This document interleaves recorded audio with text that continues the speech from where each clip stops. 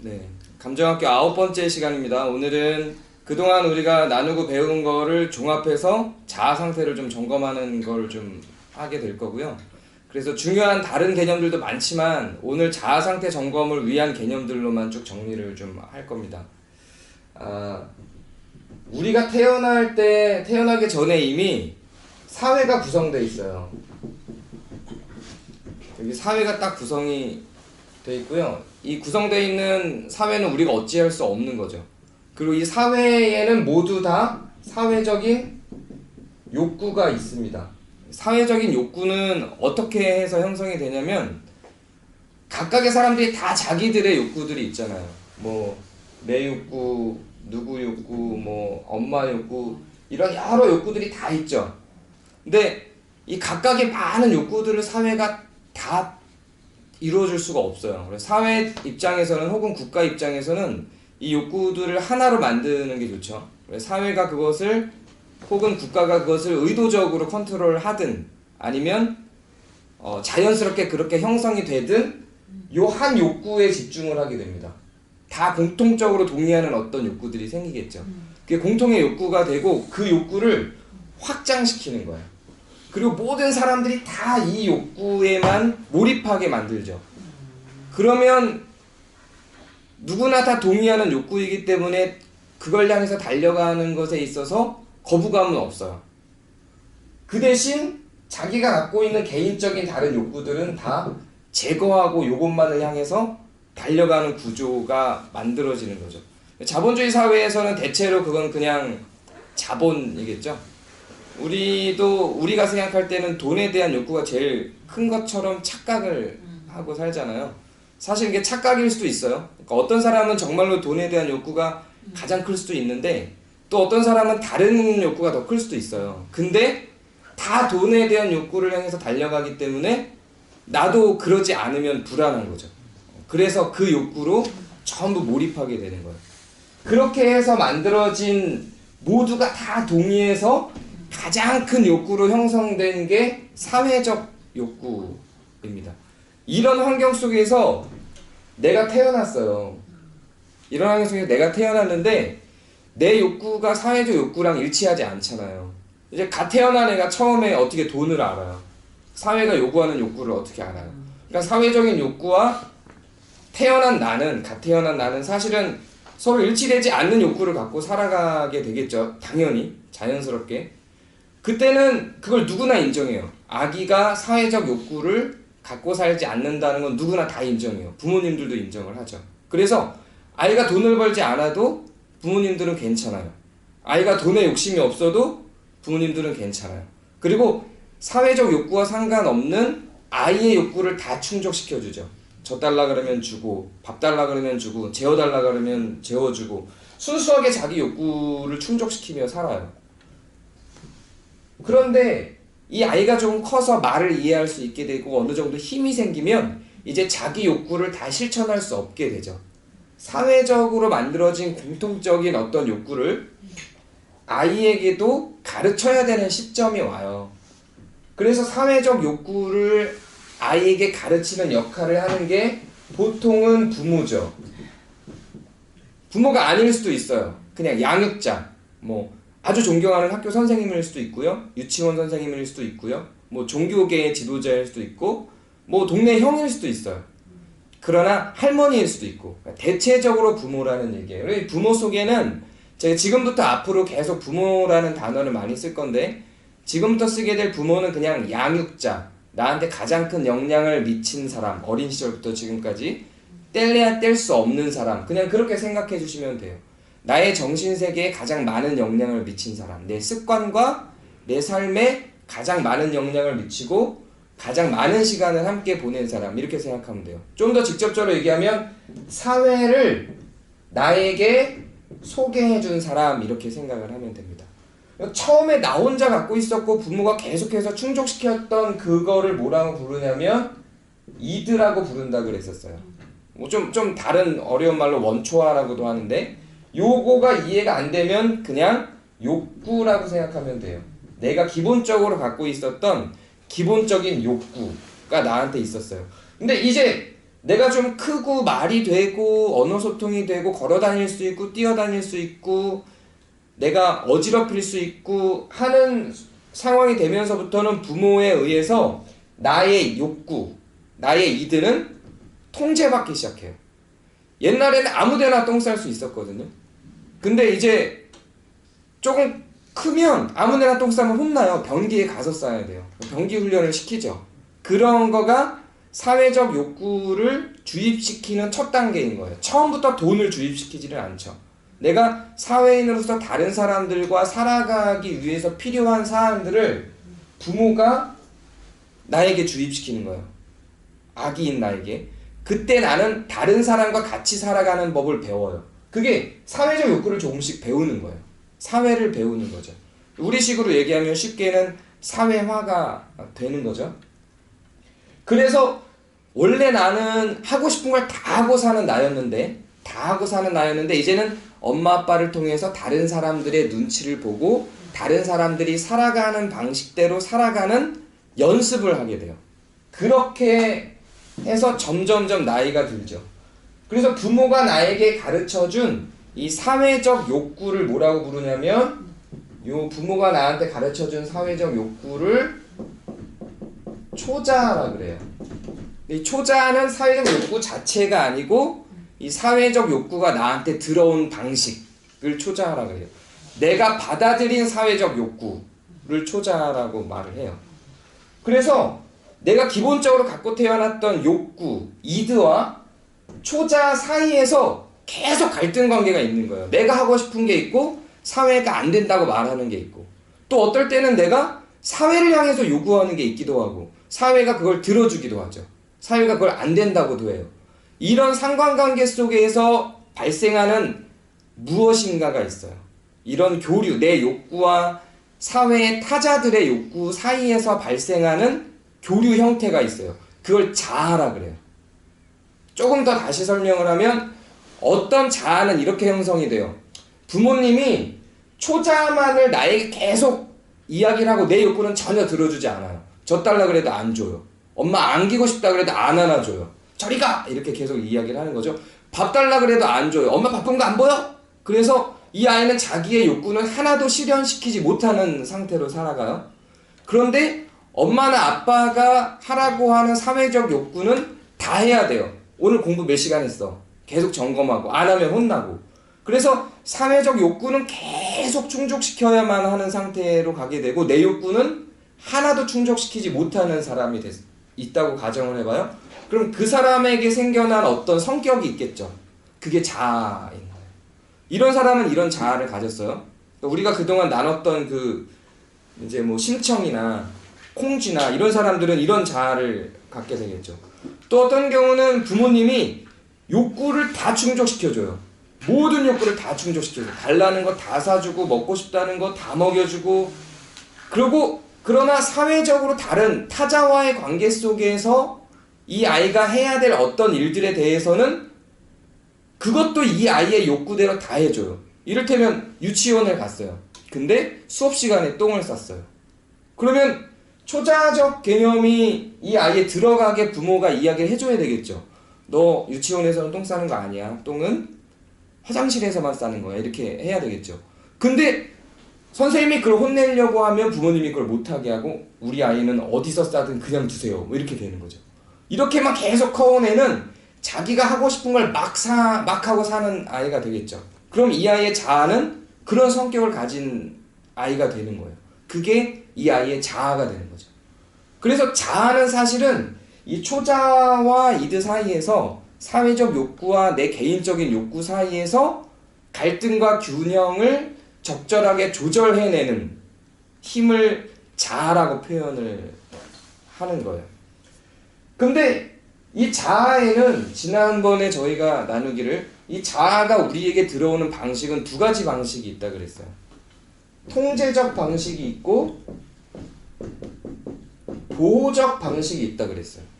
그래서 초자의 어떤 세상의 어떤 사회적인 욕구를 우리한테 가르치는데 어떤 부모의 경우는 통제적으로 가르치죠. 그거 안 돼. 계속 통제를 하면서 가르치는 경우가 있어요.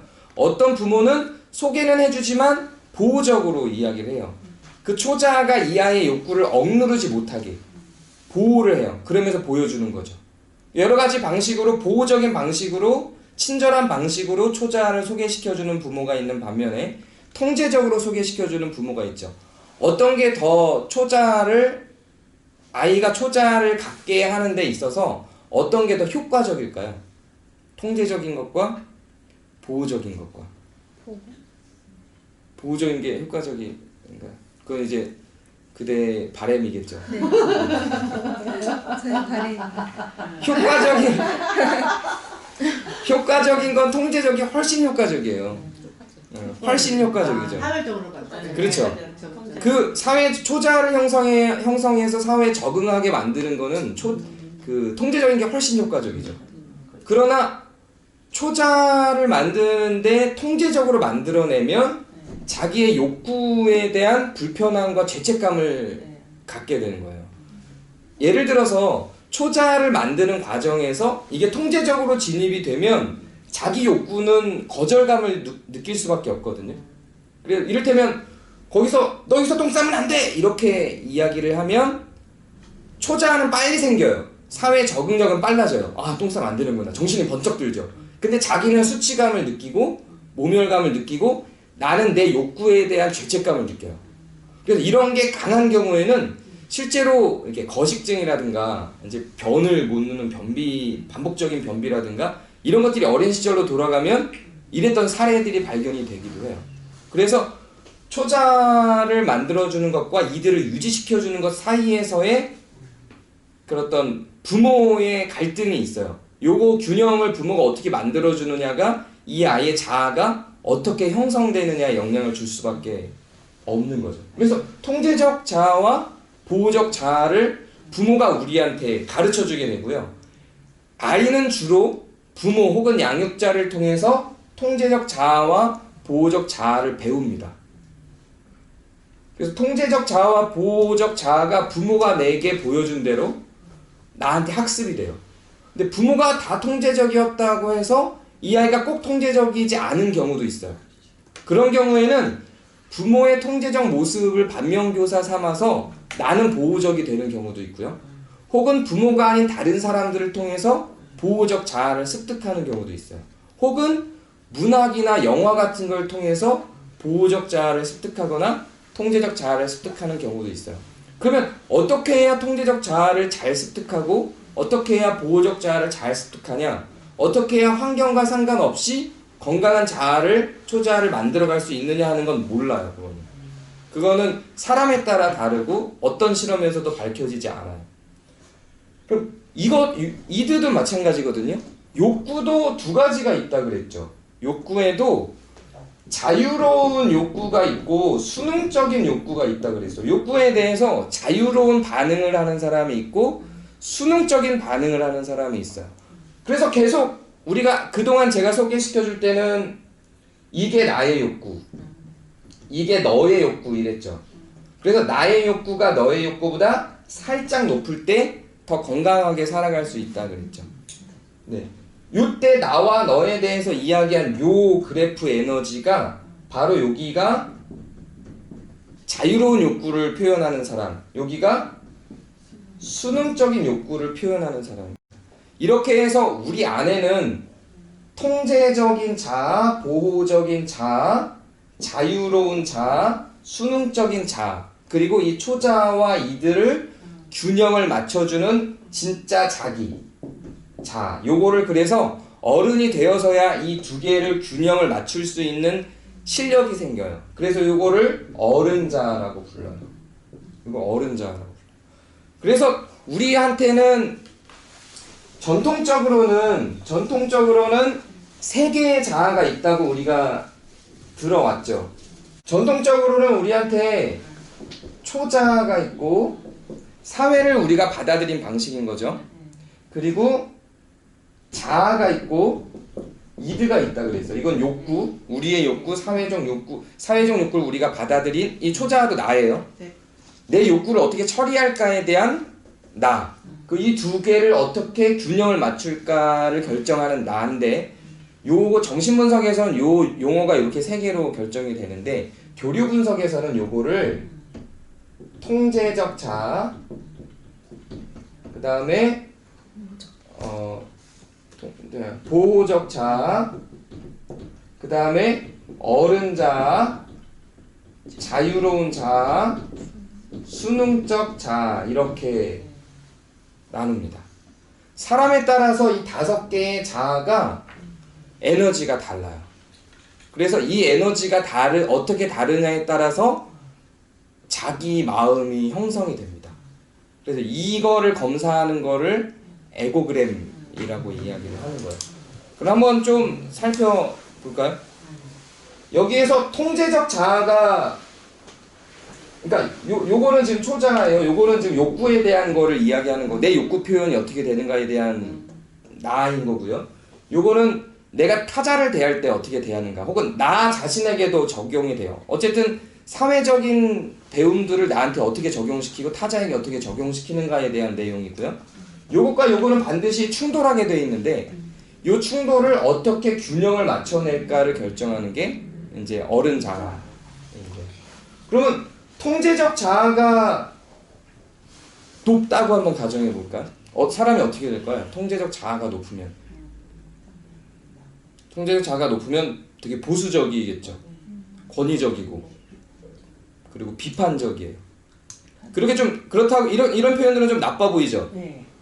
근데 이런 사람들이 되게 도덕적입니다. 그리고 정의로워요. 좀 비판적이고 보수적인 사람들이 오히려 정의롭고 도덕적이에요. 사람들한테 강요를 하지만 자기도 뭔가 철저하게 잘 지킵니다. 이런 사람들이 리더를 많이 하기도 하고 사회적으로 촉망받는 그런 존경받는 사람들이기도 해요. 그러나 옆에 있는 사람들은 되게 숨통이 높겠죠. 보호적인 자아가 높은 경우에는, 우리 통제적 자아가 높은 사람들은 실제로 태도도 되게 바라요. 바르게 행동을 해요. 말에도 이런 게 나타납니다. 통제적 자아가 높은 사람들은 말에도 그거 해야 돼, 머스트를 많이 써요. 해야 돼, 하면 안 돼, 이런 것들을 좀 많이 사용을 합니다. 보호적 자아가 높은 사람들은 좀 다른 사람들한테 측은지심이 많아요. 되게 다른 사람들을 불쌍하게 여기고 보호하려고 많이 노력을 하고 자기를 헌신하려고 그러고, 이런 성향들이 굉장히 강하죠. 지지적이고 동정적이고 이래요. 근데 이게 좀 깊어지면 간섭이 되기도 해요. 사람을 사랑하고 사람들에게 관심이 많기 때문에 막 보호하려고 하는데 근처에 있는 사람들은 그것 때문에 숨이 막히기도 해요. 이 보호적 자아가 지나치게 높은 경우에는. 어른 자아는 이 두 개의 균형을 맞춰야 되니까 주로 이성적이에요. 합리적이고 논리적이죠. 그래서 이 어른 자아가 아주 활성화돼서 이 두 개를 잘 통제하는 사람들은 잘 통제하기 때문에 당연히 자연스럽게 냉철하겠죠. 그래서 좀 차가워 보일 수 있어요. 이 어른 자아가 높으면. 반대로 이 어른 자아가 낮으면 어떻게 될까요? 이 어른 자아가 낮으면, 그러면 환경에 따라서 막 변하는 거예요. 어떨 때 막 통제적이었다가 어떨 때 자기가 하고 싶은 거 막 했다가 막 이렇게 되는 거죠. 자유로운 자가 높으면 어떻게 될까요? 자유로운 자가 높으면 자기 욕구 충족을 잘 하고 사니까 나는 행복해요. 되게 나는 되게 행복한데 통제가 안 되는 거죠. 주변 사람들은 어떻게 할 수가 없어요. 매우 본능적이고 적극적이죠. 근데 사랑을 되게 많이 받아요. 자유로운 자, 그러니까 욕구 충족을 충분하게 잘 시키고 살아온 이 자유로운 자가 높은 사람들은 정말 환호성을 잘 지르고요. 오! 막 이런 거 되게 잘하고, 감정 표현을 굉장히 능숙하게 잘합니다. 싫은 거 그냥 싫어하고, 싫은 거 자꾸 시킬 때는 반항적이 되고, 사랑을 제일 많이 받아요. 초면에는. 근데 관계가 깊어지면 어려워지는 사람들. 자기 하고 싶은 대로만 하기 때문에. 수능적인 자가 높은 사람들은, 이게 아까 그때 우리가 늘 계속 하던 게 요 두 개의 에너지잖아요. 욕구 표현에 있어서. 다른 사람의 욕구만 충족시켜주는 사람이거든요. 이게 높다는 건. 수능적인 자가 높다는 건. 그러면 착하다는 이야기를 많이 듣겠죠. 근데 나는 늘 불만인 채로 살아가게 되는 거예요. 그래서 착하다는 이야기를 많이 듣고 누군가의 부탁을 잘 거절하지 못하는데 언젠가 터질 수 있게 되는 겁니다. 요것들이 요 5가지가 대화 속에도 그대로 묻어나요. 그래서 나중에 우리가 대화 분석이라는 걸 할 거예요. 근데 그때 가보면 실제로 교리 분석 하시는 분들은 그 드라마를 갖고 대화 분석을 계속해요. 그래서 드라마의 대사들이 나오잖아요. 그 대사들의 대화 분석을 대화를 대부분의 사람들의 모든 대화가 여기에 다 잡혀요. 그래서 그 대화를 이 다섯 가지로 쫙 분류를 해서 그 대화를 다 분석하고 나면 이 사람의 에고그램을 그 사람이 검사하지 않아도 대충 산출해서 만들어낼 수가 있는 거죠.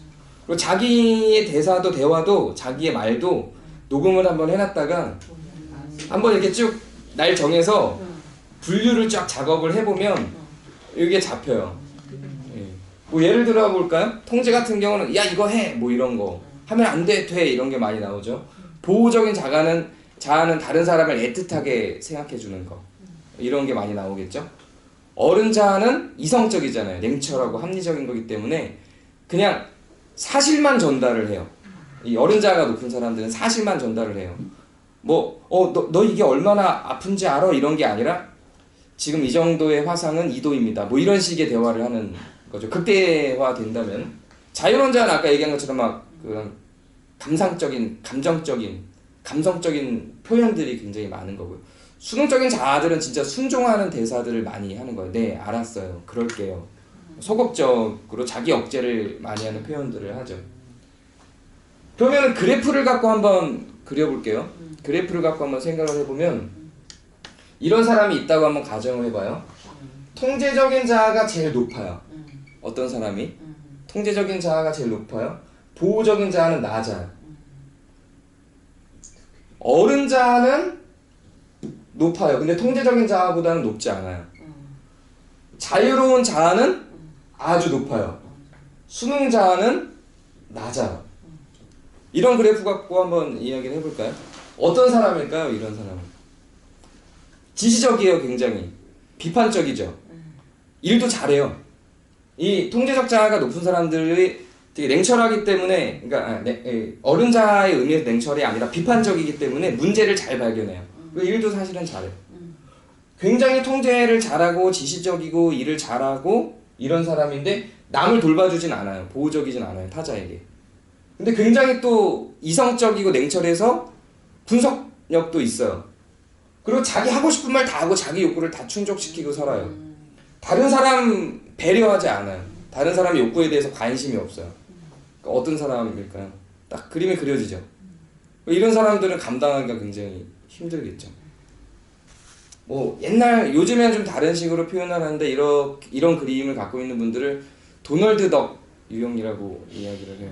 옛날 그 만화의 도널드 덕 만화가 이런 캐릭터의 그대로 전형적이라고 해요. 그러면 이러면 어떨까요?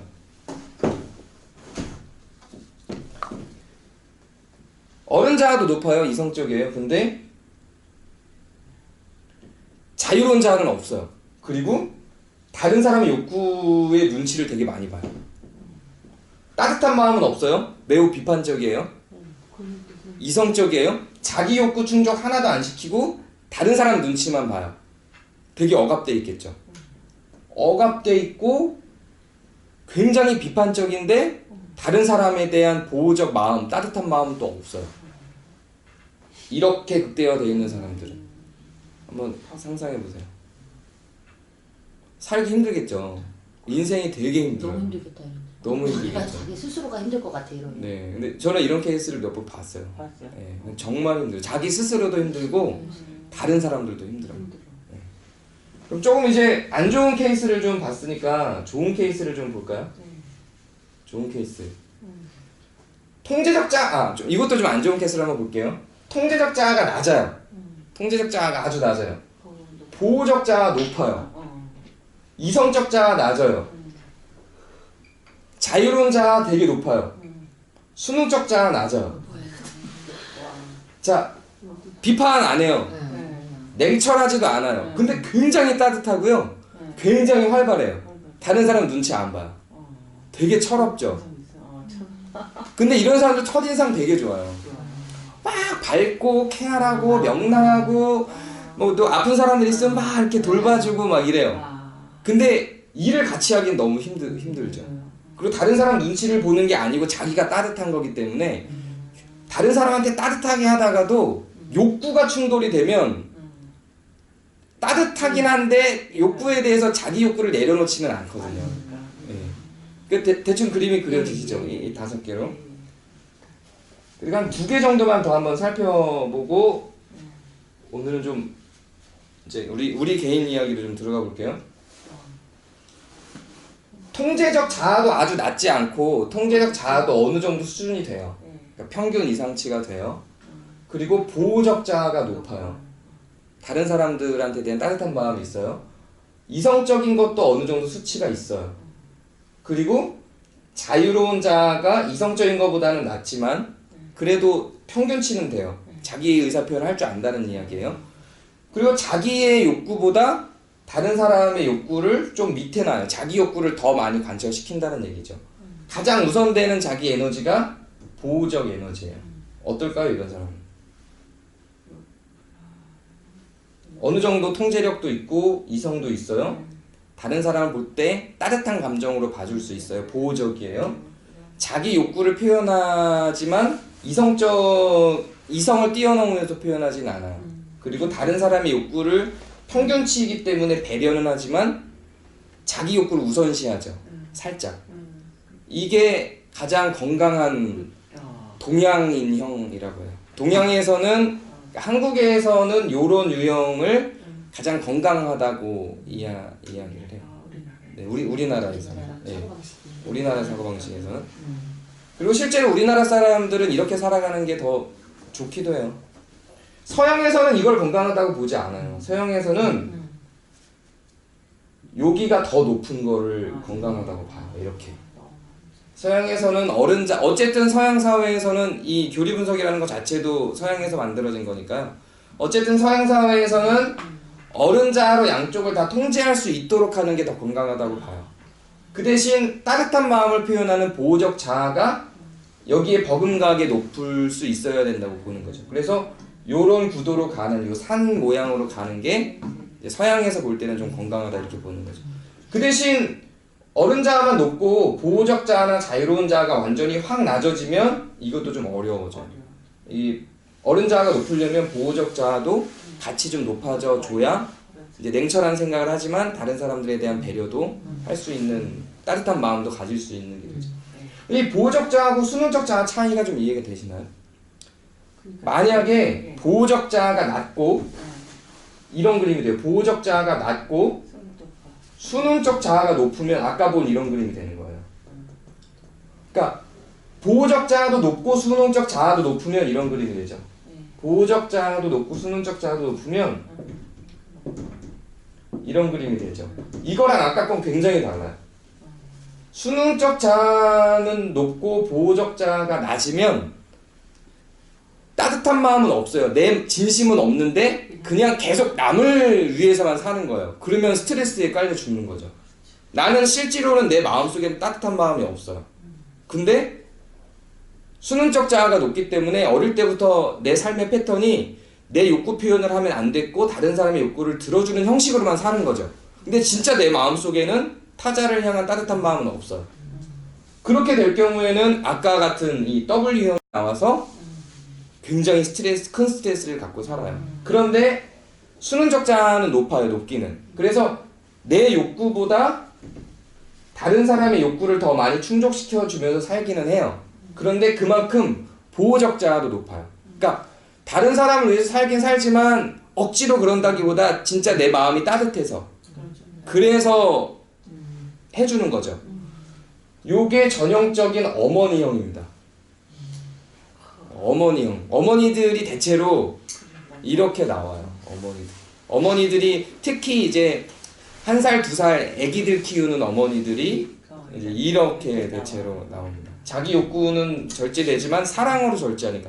이것도 나름 건강하기는 해요. 그래도 이거보다는 아까처럼 요게 좀 내려와서 이렇게 되는 게 애기도 건강하고 나도 건강한 형식이죠. 근데 현실적으로 이렇게 되기가 애기가 있으면 이렇게 되기가 힘들어요.